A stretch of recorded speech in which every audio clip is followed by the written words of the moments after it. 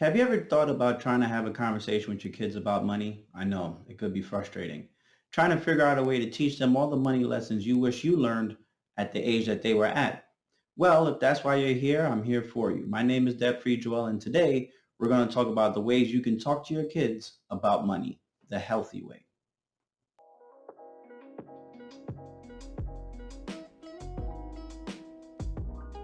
One of the first things you can do to talk to your kids about money is to start them incredibly early. And by early, I mean elementary school. You see, the earlier you start a kid with the discussions on money, the quicker they're going to be able to not think about money in a very emotional way. You see, a lot of people are scared about money. They're scared to talk about money. This is why, for the majority of you who are watching this video, you don't know what your coworker makes. The reason why is because people are afraid to discuss money with each other. You may have been brought up in a house where money was always contentious or where money was never discussed. It's because it's emotional. So when you start your kids early about talking about money, you start to get them through the rigor of letting out all the emotion, the anxiety that comes with money, the social issues that come with money, right? Whether you have it or you don't. One of the things you can do when you start early with a kid, go to the grocery store with them. Take them shopping with you. And what you can do is you can play a game, right? You can tell your child, all right, this is the budget for the month. And then you have them walk around the store and try to buy the things that are on the list of what you're there to buy for. If you go over budget, you explain to them how to get them back under budget. If they want things for themselves, you say, okay, what are you going to take out of the budget? What this does is it creates, at least in the early stages, a summation of what they need to do with money, as well as not being emotional about money. So that's the first thing you want to do. Start the kids extremely early with the discussions about money. The second thing you can do as it pertains to talking to your kids about money is to have age-appropriate conversations. So what do I mean by that? As a kid gets older, their options about money and how to save for money and how to invest money starts to expand. So when you think about it, when you talk to a kid who's much younger, think about elementary school, you're really teaching them the basics, right? You're teaching them how to save and how to spend, right? You're trying to get them through the age of trying to figure out their emotions. But the second thing you can do is as they get older, expand their horizons, expand their intelligence as it pertains to money. So what do I mean by that? You can talk to them about investing. You can talk to them about retirement. You can talk to them about different ways of saving, for example, sinking funds. But really make sure that those things are geared towards their age. As they get older, what I have a lot of conversations with people about is that they wish they knew these things when they were younger. Your job as a parent is to teach them as they get older. And I think one of those important conversations to have is to explain to a child the concept of retirement.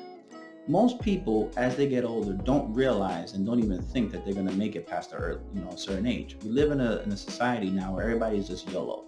We live where it's just day to day, who cares what happens for tomorrow. As you talk to your kid in an age-appropriate conversation, you can explain to them that at one point you were their age, that you had the same look on life that they did, but you had to save for retirement and what that concept is. So that's my second tip to you. Make sure you have age-appropriate conversations as they get older. As they get older, look to things talking about investing, about Social Security, talk to them about health benefits, talk to them about 401ks, HSAs, those type of things. And one of the last things you can do to talk to your kids about money is to fix your finances first. Think about it. How the hell are you going to talk to your kids about finances if you don't even know your own finances? One of the things about personal finance that makes it absolutely scary is that money could be faked, okay? A lot of people can borrow money, they can look successful, but when you put pen to paper, they're in real bad financial shape. So one of the things you want to do is make sure that you're looking at yourself, look at your own finances and make sure if you're going to teach your kid about being on a budget, are you?